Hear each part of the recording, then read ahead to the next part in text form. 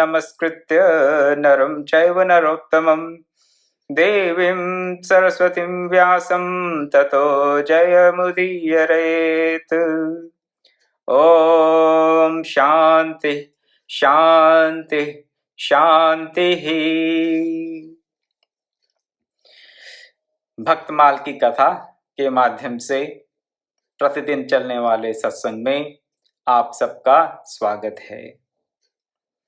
प्रभु की असीम कृपा है हम सब पर, उनका आशीर्वाद है, उनकी अपार कृपा कि हम सत्संग में रुचि लेते हैं और सत्संग में भाग लेने के लिए समय भी निकाल लेते हैं। बहुत से लोगों की रुचि रहती है, सत्संग में भाग लेना चाहते हैं पर ले नहीं पाते। किन्हीं कारणों से नहीं ले पाते। भांति भांति के जंजाल, इस जगत के, इस प्रपंच के, इस माया के इंद्रजाल में फंसकर लगता है कि बहुत से काम हैं करने वाले, अभी सत्संग के लिए समय कहाँ। और जब प्रभु कृपा करते हैं तो उन सब जंजालों से बचकर हम कुछ समय सत्संग के लिए येन केन प्रकारेण निकाल लेते हैं। इसलिए आप सबको नित्य निरंतर इस सत्संग में सम्मिलित होने के लिए सर्वप्रथम साधुवाद। हाँ, अवश्य साधुवाद के पात्र हैं आप सब, क्योंकि निरंतर प्रतिदिन आप इस सत्संग में सम्मिलित हो रहे हैं और होते रहेंगे। भगवान की कृपा बनी रहे आप पर और इस प्रकार से आप नित्य निरंतर सत्संग का श्रवण करते रहें, आत्मचिंतन करते रहें, तो अपने आत्म कल्याण में और मानव जीवन के परम लक्ष्य को प्राप्त करने में किसी प्रकार की कोई भी हमें बाधा, किसी प्रकार का अवरोध हमें महसूस नहीं होगा। बाधाएं आएंगी, अवरोध आएंगे, लेकिन हमें महसूस नहीं होंगे। कैसे? जैसे भक्त प्रहलाद के चरित्र में हमने देखा कि उनको कई प्रकार की किस तरह की नहीं यातनाएं दी गई, मारने की कोशिश की गई, उन्हें इस प्रकार भांति भांति के उपायों से उनको शरीरांत करने के लिए उपाय किए गए कई प्रकार के, परंतु भक्त प्रहलाद को कोई बाधा महसूस हुई नहीं। उसी प्रकार भगवत चिंतन से, भगवान नाम के स्मरण से, भगवत चरित्र के श्रवण से और भक्तों के चरित्र के श्रवण से सब बाधाएं अवश्य में ही दूर होती हैं। महाभाग नाभादास जी ने भी खुद यही लिखा इस श्री भक्तमाल के मंगलाचरण में। यही लिखा उन्होंने कि भक्तों के चरित्र को श्रवण करने से नासे विघ्न अनेक, भांति भांति के विघ्न जो हमें लगते हैं अपने आत्मोत्थान में। कभी तो अपने में कॉन्फिडेंस नहीं लगता, कभी लगता है कि बाहर के लोग हमें कुछ करने ही नहीं देते, कभी लगते है कि हमारे जीवन की परिस्थिति ही ऐसी नहीं है कि हम कुछ कर पाएंगे। कभी कभी अपने ही भांति भांति के मानसिक और शारीरिक कष्ट हमें सत्संग के लिए प्रेरित नहीं होने देते। कई प्रकार की हमें बाधाएं लगती हैं। वो सारी बाधाएं का हमें सदा सर्वदा के लिए बाध हो जाता है, बाधाओं का ही बाध हो जाता है, बाधाओं का ही नाश हो जाता है।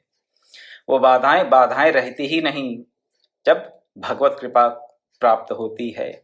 और भगवत कृपा प्राप्त होती है भगवान के नाम रूप लीला धाम और भगवान के भक्तों के चरित्र का श्रवण करने से। और इस नित्य निरंतर प्रतिदिन की भक्तमाल कथा में यही प्रयास रहता है कि हम भक्तों के चरित्र का इस प्रकार से श्रवण करें। इस प्रकार से एक केवल कहानी सुन ली, ऐसा तब हुआ था, फलाने ऐसा कहा था, ऐसा हो गया, तत्पश्चात ऐसा हो गया और फिर ऐसा हो गया, उनको प्रभु की प्राप्ति हो गई, नहीं, ऐसे नहीं। स्वाध्याय पूर्वक सावधानी से तत्परता से हम करें इसका श्रवण, मनन, चिंतन, तत्परता होनी चाहिए। सावधानी पूर्वक करें, आत्मविश्लेषण करें, सेल्फ एनालिसिस करें साथ साथ में। जैसे जैसे कथा श्रवण करें, अपना भी साथ साथ में एनालिसिस करें।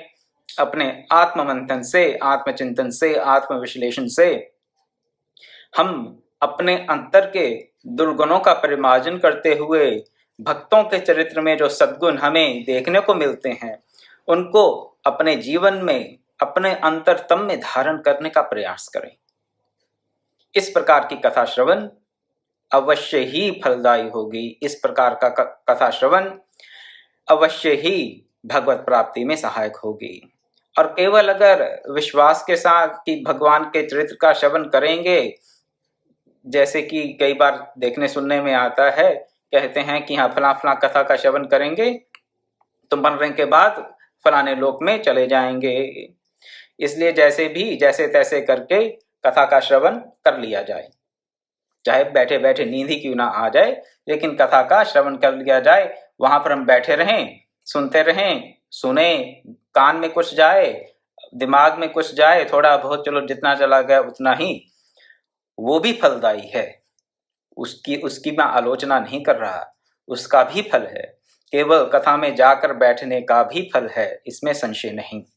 परंतु मेरा आप सब श्रोताओं से ये अनुरोध है कि इस भक्तमाल कथा में जो भी हम सुने, जो भी हम चिंतन करें, उसको अपने जीवन में उतारने का प्रयास करें। और जीवन में तभी उतरेगा जब तत्परता के साथ, सावधानी के साथ हम श्रवण करेंगे।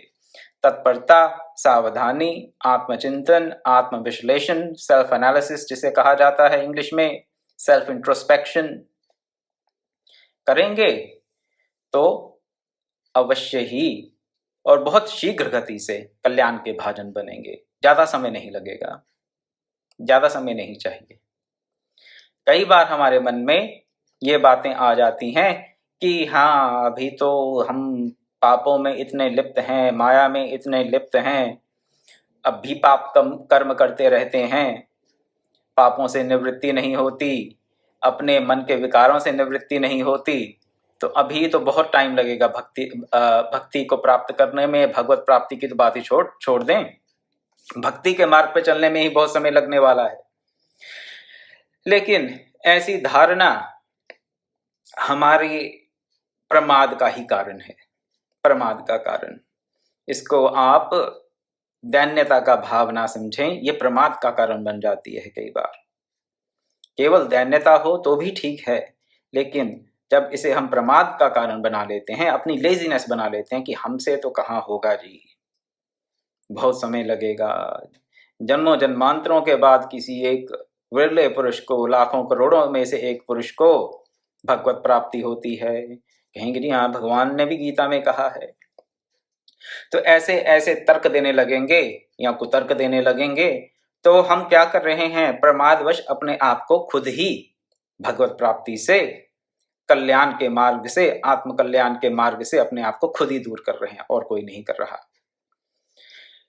शास्त्रों में संतों ने ये भी कहा, क्या कहा, कि किसी अंधेरी गुफा में अगर अरबों वर्ष से भी अंधेरा हो, किसी एक अंधेरी गुफा में हजारों, लाखों, करोड़ों, चाहे अरबों वर्ष से अंधेरा हो, अंधकार हो, कभी भी वहां पर पिछले 1 करोड़ वर्ष से एक किसी भी प्रकार के सूर्य की किरण, किसी भी प्रकार की अग्नि की चिंगारी वहां तक ना पहुंची हो, प्रकाश की एक भी किरण वहां तक ना पहुंची हो, तो वहां उजाला करने में कितना समय लगेगा।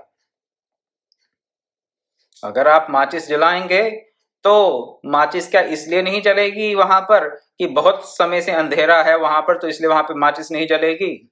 अगर आप वहां पर दीपक जलाएंगे तो दीपक क्या इसलिए वहां नहीं जलेगा क्योंकि 1 करोड़ वर्ष से वहां अंधेरा है।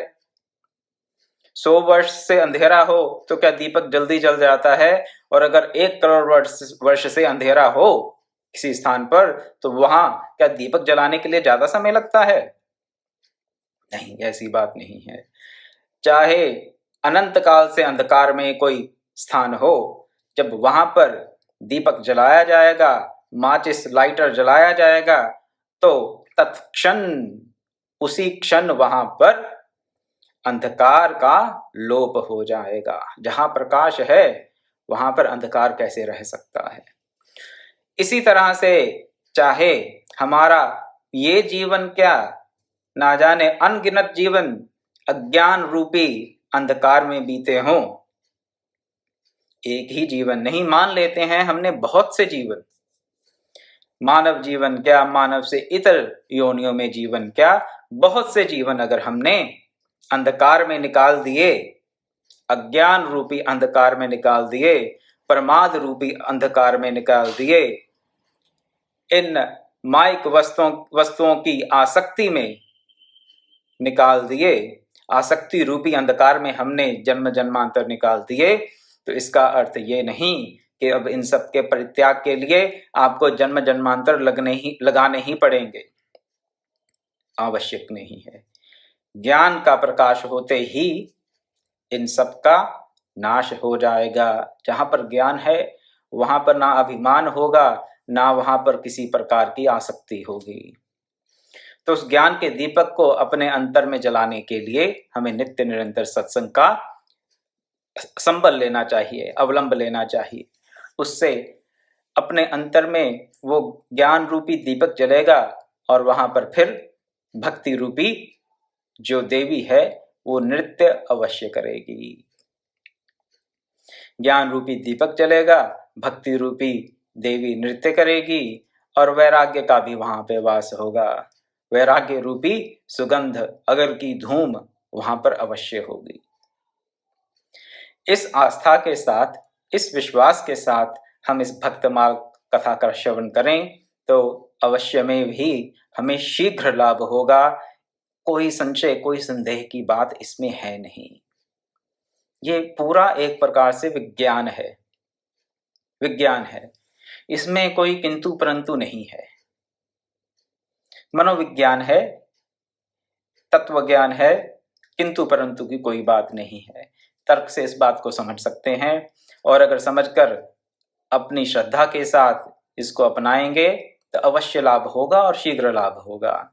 लेकिन अगर मन में सोचेंगे कि नहीं बहुत समय लगेगा, तो बहुत समय लगेगा कहकर हम प्रमाद को अपना लेंगे।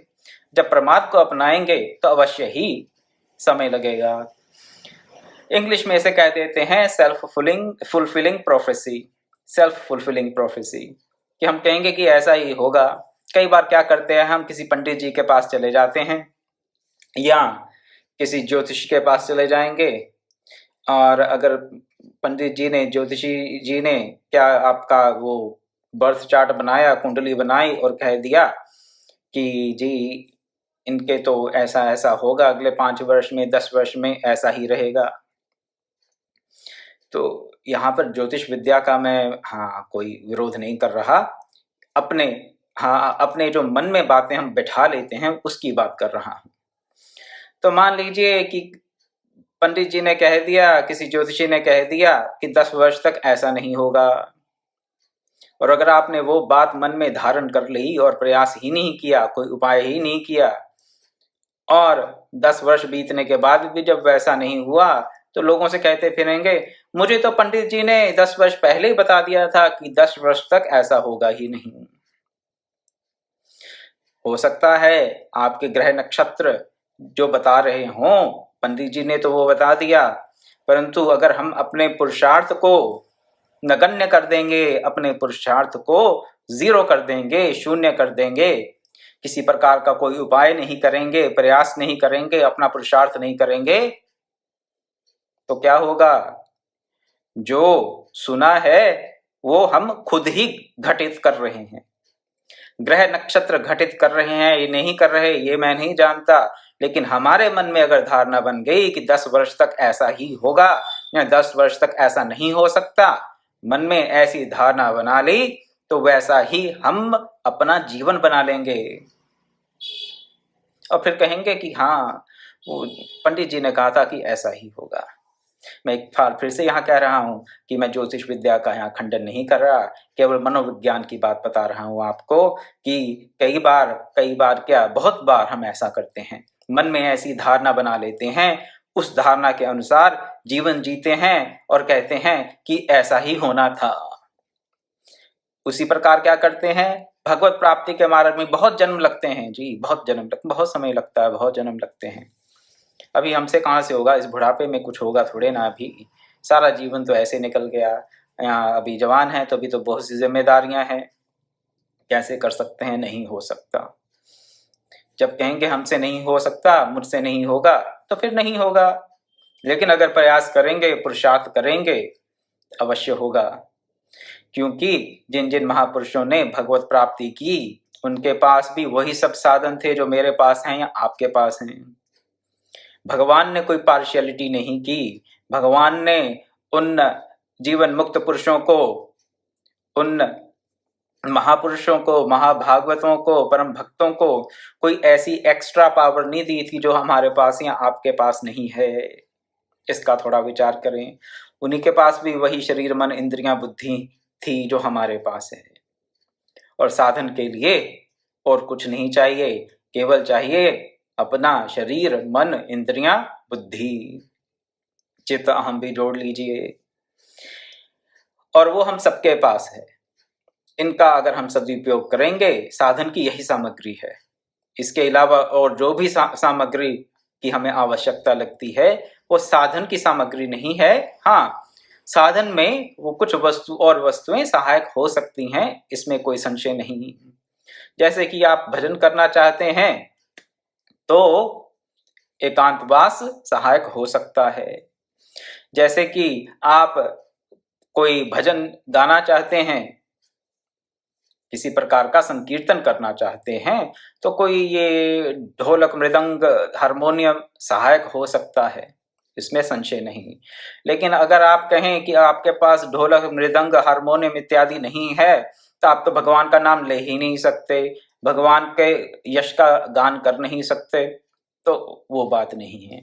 भगवान के यशोगान के लिए, भगवान नाम के कीर्तन के लिए तो केवल अपनी मन, इंद्रियां, बुद्धि ही चाहिए और कुछ नहीं। बाकी सब सहायक हो सकते हैं, लेकिन उनके बिना भी भगवत प्राप्ति संभव है। तो हम सबको वो साधन प्राप्त हैं जो भगवत प्राप्त पुरुषों को प्राप्त थे, जो परम भक्तों को प्राप्त साधन थे, वो सब साधन हमारे पास भी हैं। जो साधन प्रहलाद जी के पास, ध्रुव जी के पास और पितामह भीष्म के पास थे, वो भी सब साधन हमारे पास हैं। आवश्यकता है तो केवल और केवल उनका सदुपयोग करने की। और सदुपयोग तब तक नहीं करेंगे जब हम तत्परता के साथ, सावधानी के साथ सत्संग का श्रवण ना करें, जब तक हम अपना आत्मचिंतन इस प्रकार से ना बना लें कि अपने दुर्गुणों को प्रत्यक्ष देख सकें, उनका उन्मूलन कर सकें और अपने अंदर भगवत प्राप्त संतों के, भगवान के परम भक्तों के चरित्रों में जो सद्गुण मिलते हैं देखने को, सुनने को, उनको अपने जीवन में धारण ना करें। तो बहुत कुछ कह दिया आज कथा श्रवण के उपलक्ष्य में, परंतु अब 1 मिनट का ध्यान और फिर शेष समय में कुछ देखेंगे कि पितामह भीष्म किस प्रकार से भगवान कृष्ण को अग्र पूजा का अधिकारी बताते हैं। कल हमने इस बात पर थोड़ी चर्चा की थी कि क्यों पितामह भीष्म कहते हैं हम जानते हैं कि, कैसे जानते हैं कि कृष्ण भगवान हैं। ये नहीं कहा कि उन्होंने हम मानते हैं, हमने मान लिया कि कृष्ण भगवान है, नहीं, हम जानते हैं कि कृष्ण भगवान हैं, परात्पर ब्रह्म हैं, सबकी उत्पत्ति का कारण हैं। और जब सबका नाश हो जाता है, प्रलय होती है, तो सब इन्हीं में अंतर्धान हो जाते हैं। कैसे जानते हैं, इस पे थोड़ी चर्चा करेंगे और ये भी देखेंगे कि भगवान ने वही गुण अपने में भगवत गीता में कैसे बताए। लेकिन उससे पहले 1 मिनट का ध्यान करेंगे और उसके पश्चात आगे की कथा का श्रवण करेंगे। तो 1 मिनट के लिए आंखें बंद रखें और अपने मन को अपने श्वासों के साथ जोड़ने का प्रयास करें। श्वासों के साथ जोड़ने का प्रयास का अर्थ ये है कि अपना जो फोकस है माइंड का, मन का जो ध्यान है, वो केवल और केवल अपनी सांसों पर रहें, कहीं और इधर उधर ना जाए। 1 मिनट के लिए आंखें बंद रखते हुए ये हम अभ्यास करेंगे।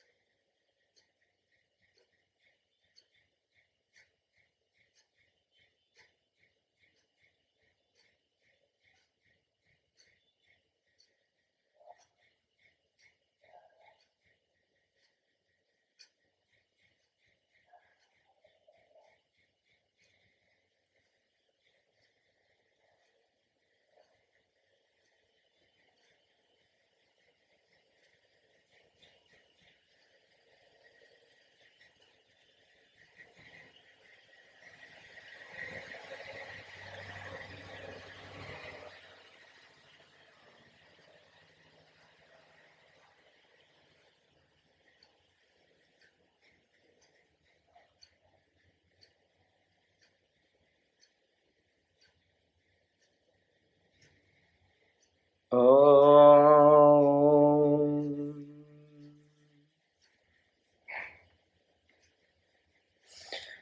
भीष्म पितामह कहते हैं कि हम जानते हैं कि कृष्ण भगवान हैं, कृष्ण भगवान हैं, हम जानते हैं। और कल थोड़ा सा विचार किया था, लेकिन इस विचार को थोड़ा आगे और बढ़ाएंगे आज, कि भीष्म पितामह कैसे जानते हैं, किसने भगवान कृष्ण को सर्टिफिकेट दे दिया भगवान होने का, कौन सी सर्टिफिकेशन चाहिए होती है कि ये व्यक्ति भगवत अवतार है और ये व्यक्ति नहीं। और भीष्म पितामह को कैसे पता चल गया? किसी ने उनको फोन करके बताया या उन्होंने कोई उनका रिकॉर्ड चेक किया, ऑनलाइन सर्च करके पता चल गया कि हाँ ये तो हाँ भगवत अवतार हैं और बाकी व्यक्ति नहीं? कोई रिकॉर्ड नहीं होता इस चीज का, भौतिक दृष्टि से कोई फिजिकल रिकॉर्ड नहीं है कि ये भगवान और ये नहीं है। आज भी भगवान कृष्ण की बात छोड़ दीजिए, आज भी अगर हमें भगवान दर्शन देने आ जाएं तो हम यही सोचेंगे भगवान ये कैसे भगवान है भाई, ये ऐसा है ये वैसा है। अपनी कुतर्कों से 1000 प्रकार के दोष देखने आरंभ कर देंगे और कहेंगे कि ये भगवान ऐसे नहीं हो सकते, ये भगवान है नहीं। अगर भगवान है ये तो ये फिर ऐसा क्यों वैसा क्यों।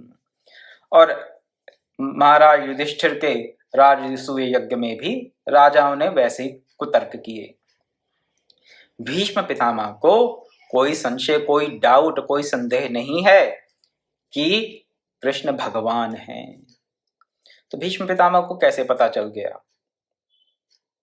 ऐसी कौन सी विद्या है उनके पास, कौन सी सीक्रेट नॉलेज है, कौन सा उनके पास उपकरण है, कौन सा साधन है ऐसा, क्या माध्यम है उनके पास ऐसा जिससे कि उनको पता चल गया कि भगवान कृष्ण भगवान हैं और बाकियों को नहीं चला?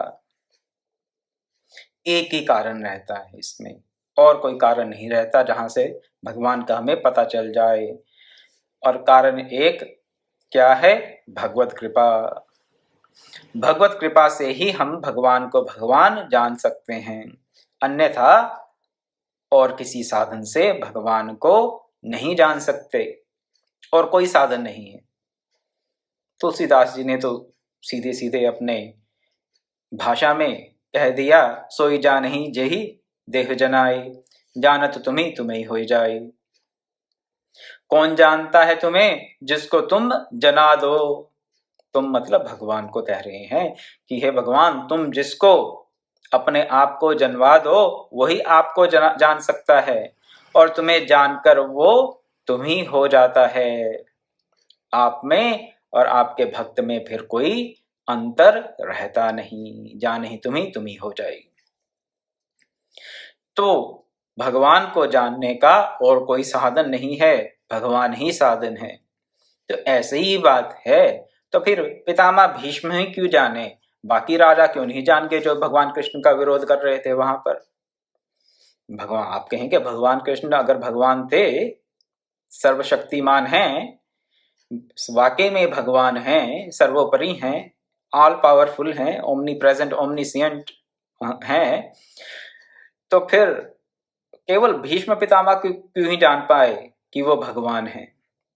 बाकी वहां बैठे राजा जो उनका विरोध कर रहे थे वो क्यों नहीं जान पाए? उसके लिए योग्यता चाहिए, और ये बात हमने इस पर चर्चा की थी कि भीष्म पितामह में वो सब योग्यता है। क्या योग्यता है?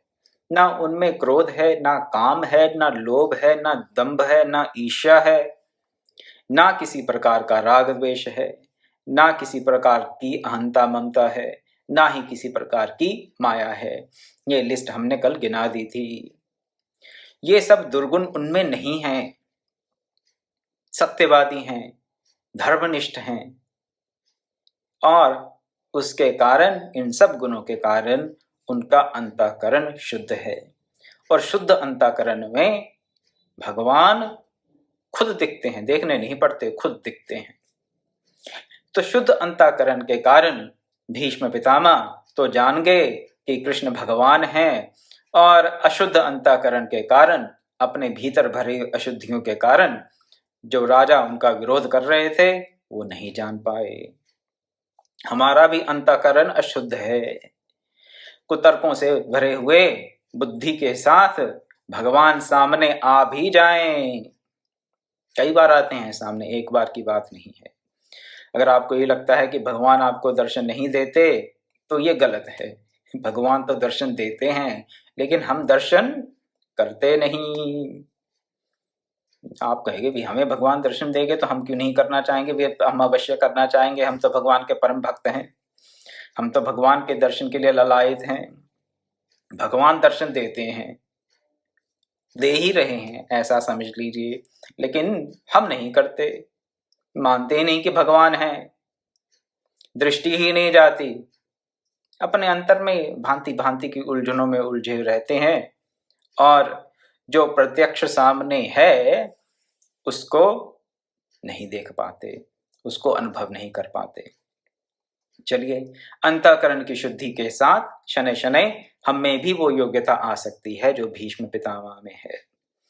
तो भीष्म पितामह वहां पर क्या कहते हैं सबके समक्ष? कृष्ण ही समस्त लोकों की उत्पत्ति और विनाश के कारण हैं। कृष्ण सब लोकों की उत्पत्ति और विनाश के कारण हैं। ये कहाँ कहा भगवान ने खुद? गीता के 7वें अध्याय का 6वां श्लोक, एतद् योनीनि भूतानि सर्वाणि इत्युपधार्य अहम कृष्णस्य जगतः प्रभवः प्रलयस्तथा। कहते हैं कि मैं ही इस संपूर्ण जगत का प्रभव तथा प्रलय का स्थान हूँ। प्रभव और प्रलय हूँ। प्रभव यानी कि उत्पत्ति, प्रलय यानी कि लोप। जो भी जगत हमें दिखाई दे रहा है, इसमें जो भी दिख रहा है इस वक्त, इसकी उत्पत्ति कहाँ से हुई? मेरे से। भगवान कहते हैं मेरे से, अहम। तो मेरे से उत्पत्ति हुई और प्रलय भी मेरे में होगा। अहम कृष्णस्य जगतः प्रभवः प्रलयस्तथा। तो ये जो संपूर्ण प्राणी उत्पन्न हुए हैं ये भी मेरे से हुए हैं, पूरा जगत मेरे से उत्पन्न हुआ है, और इन सब का लोप भी प्रलय में, इन सब का लोप भी मेरे में हो जाएगा। महात्मा भीष्म, पितामह भीष्म भी ये कह रहे हैं, कृष्ण ही समस्त लोगों की उत्पत्ति और विनाश का कारण है। इसी भाव को दर्शाता हुआ एक श्लोक है मांडुक्य उपनिषद का। मांडुक्य उपनिषद का 6वां श्लोक है, एषा सर्वेश्वरः एषा सर्वज्ञ एषा अन्त्योर्मा एष योनिः सर्वस्य प्रभावपयौ हि भूतानाम। अर्थात ये सर्वेश्वर है, ये सर्वज्ञ है। कौन? एषा, इंगित कर रहे हैं कि जिसकी हम बात कर रहे हैं वो सबका ईश्वर है, सब जानने वाला है, अंतरात्मा है। एषो अंतर्यात्मा, तो ये सबका अंतरात्मा है, अंतर्यामी है, और समस्त विश्व की योनि अर्थात जन्म देने वाला है, और ये समस्त प्राणियों की उत्पत्ति और उनका प्रलय भी है। उपनिषद भी वही बात कह रहे हैं, वेद भी वही बात कह रहे हैं, भगवत गीता भी वही बात कह रही है, और पितामह भीष्म भी वही बात कह रहे हैं कि ये भगवान कृष्ण सबके, समस्त लोगों के, सब प्राणियों के, सब लोगों के, समस्त दृश्य अदृश्य जगत के उत्पत्ति और प्रलय के स्थान हैं, उत्पत्ति और प्रलय के कारण हैं। ऐसा ज्ञान एक महाभागवत को रहता है, प्रत्यक्ष रूप से मानते नहीं हैं, जानते हैं। कह रहे हैं हम जानते हैं कि श्री कृष्ण सब प्राणियों की उत्पत्ति और प्रलय का कारण है। क्या हम जानते हैं? नहीं। मानते हैं, कभी कभी मान लेते हैं, कभी कभी सोचते तो ये हैं कि हम हमेशा मानते हैं, सदा सर्वदा मानते हैं कि हाँ, कह देते हैं यहाँ पर पंजाब में तो हाँ, उसकी मर्जी के बगैर तक पत्ता नहीं हिलता, ये बहुत बार आ जाता है सुनने के लिए। और लेकिन जब अपनी दिनचर्या में होते हैं तो यही सोचते हैं कि इस पूरे जगत में एक पत्ता मेरी मर्जी के बगैर नहीं हिलता, और अगर हिल गया तो हमें क्रोध आ जाता है। कथनी और करनी में हमारे बहुत अंतर है, ये केवल एक उदाहरण दे रहा हूं। कहते क्या है कि उसकी मर्जी के बगैर तो एक पत्ता नहीं हिलता, और जब हमारी मर्जी के बगैर एक पत्ता हिल जाता है तो हमें क्रोध आ जाता है कि उसने ये पत्ता क्यों हिला दिया, क्रोध आ जाएगा। अगर ऐसी धारणा हो कि उसकी मर्जी से ही सब पत्ते हिल रहे हैं, उसकी मर्जी से ही सब क्रियाकलाप हो रहे हैं, तो फिर कुछ देखकर क्रोध क्यों आएगा? क्रोध तो तब आता है हमें जब हमें लगता है कि हमारे मन के अनुरूप कुछ नहीं हो रहा, हमें लगता है कि हमारे प्रतिकूल, हमारे भाव के प्रतिकूल कोई क्रिया हो रही है, तो उसे देखकर क्रोध आता है। और अगर सही में हमारी भगवत चरणों में निष्ठा है, और अगर सही में हमारे अंतर अनन्यता है, अनन्य भाव है, अनन्य भक्ति का आश्रय अगर हम लिए हुए हैं, तो फिर जब अपने प्रतिकूल कुछ होता हुआ जान पड़े, अनन्य भाव के भक्त के लिए तो कुछ भी अनुकूल प्रतिकूल नहीं होता, लेकिन फिर भी कहने के लिए, समझाने के लिए इतनी बात कह रहा हूं कि अगर हमें लगे कि हमारे भाव के प्रतिकूल कुछ हो रहा है तो उसके कारण हमें क्रोध आ रहा है, तो उसका यही अर्थ है कि हम अभी तक ये बात मानते नहीं हैं और जानते भी नहीं हैं कि जो कुछ भी हो रहा है वो भगवत कृपा से ही हो रहा है। जो भी हो रहा है अगर उसमें हमें भगवत कृपा नहीं दिखाई दे रही, तो फिर हमने उस परमात्मा की पूर्ण रूप से शरणागति स्वीकार नहीं की। तो अपने जो हमारा रोजमर्रा का डे इन डे आउट का जो बिहेवियर है, हमारा डे इन डे आउट का जो आचरण है, प्रतिदिन का जो आचरण है, हम उसका थोड़ा विश्लेषण करें। तो पितामह भीष्म ये जानते हैं कि ये जो चराचर विश्व है भगवान श्री कृष्ण के द्वारा रचा गया है। इसके लिए गीता में 7वें अध्याय का 7वां श्लोक आपके सामने रखूंगा। मत्तः परत्रम नान्यत् किंचिदस्ति धनंजय मयि सर्वमिदं प्रोतं सूत्रे मणिगणा इव। मत्तः परतरम नान्यत् किंचिदस्ति धनंजय मयि सर्वमिदं प्रोतं सूत्रे मणिगणा इव। मेरे से परे हे धनंजय कुछ भी नहीं है, मेरे से परे कुछ नहीं है। भगवान कह रहे हैं अर्जुन को, मेरे से परे कुछ नहीं है, खुद कह रहे हैं। और हम सोचते हैं कि हमसे परे कुछ नहीं है। अहंकारवश सोचते हैं कि मेरे से परे कुछ नहीं है। भगवान से कंपटीशन, कहलाते हैं हम भगवान के भक्त, कहते हैं कि हम बड़े धार्मिक हैं, हम भगवत परायण हैं, लेकिन करते हैं कंपटीशन। किससे? भगवान से कंपटीशन करते हैं। जब भगवान पत्ता हिलाता है तो हमें क्रोध आता है कि हमारी मर्जी के बगैर क्यों हिल गया। और भगवान कहते हैं मेरे से परे कुछ नहीं है, और हमारा व्यवहार ऐसा रहता है कि मेरे से परे कुछ नहीं है, मैं जो जानता हूं वो सर्वोपरि है, मुझे सबसे ज्यादा बुद्धि है, ज्ञान है, और मैं जो कह रहा हूं वही सही है। तो ऐसा जब भाव रहता है तो हम क्या कर रहे हैं? भगवान से कंपटीशन कर रहे हैं, करते हैं कि मैं जो जानता हूं वो सही है जी, अहंकारवश। लेकिन यहां पे भगवान कृष्ण ये कह रहे हैं कि मेरे से परे कुछ भी नहीं है, मैं ही सर्व कारणों का कारण हूं, मैं परम कारण हूं, कारण ना होते हुए भी मैं परम कारण हूं। और ये जो जगत है इसकी स्थिति किस प्रकार बनी हुई है?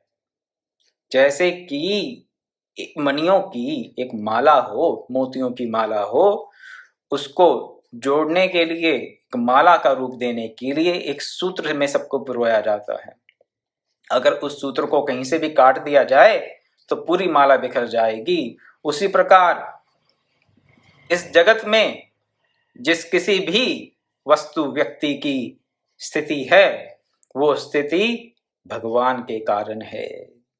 अगर भगवान ना हो तो वो स्थिति वैसी रह नहीं सकती।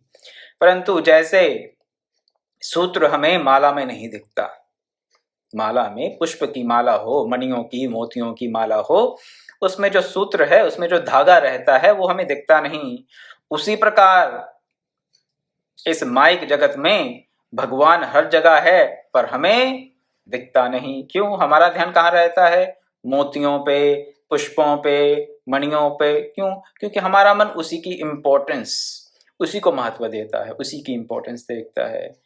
इसलिए भगवान सामने होते हुए भी दिखते नहीं। कैसे? जैसे एक पुष्प के हार में जो धागा है, जो सूत्र है, वो होता तो है वहां पर, लेकिन हमें दिखता नहीं। लेकिन उस पुष्पहार की, मणियों के हार की जो स्थिति है वो उस सूत्र के कारण ही है। वो सूत्र ना हो तो वो हार हो नहीं सकता, वो मोतियों की माला हो नहीं सकती। बता रहे हैं भगवान वो किस प्रकार से पूरे जगत को धारण किए हुए हैं, ये उदाहरण देकर। तो इसका थोड़ा ध्यान करें और देखें कि जो भी दृश्य हमें, जगत हमें दिख रहा है, उसमें भगवान है कहाँ? क्या हम प्रयास करते हैं देखने का? थोड़ा चिंतन करें, मनन करें भगवान को सर्वत्र, इस दृश्य जगत के हर वस्तु के बीच उसको देखने का प्रयास करें। केवल प्राणियों की बात नहीं कर रहा हूं, जड़ चेतन जग जीवजत सकल राम में जान। तो जितने भी वस्तुएं दिखाई दे रही हैं, चर अचर जो जीव हैं सब में उस परमात्मा के दर्शन का हम प्रयास करें। इसी भावना के साथ समय होता जा रहा है। आज मैं अपनी वाणी को यहीं विराम देता हूँ।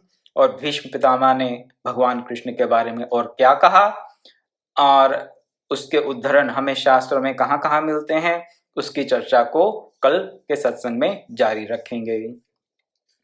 ओम पूर्णमदः पूर्णमिदं पूर्णात् पूर्णमुदच्यते पूर्णस्य पूर्णमादाय पूर्णमेवावशिष्यते। ओम शांति शांति शांति। हरि ओम तत्सत्।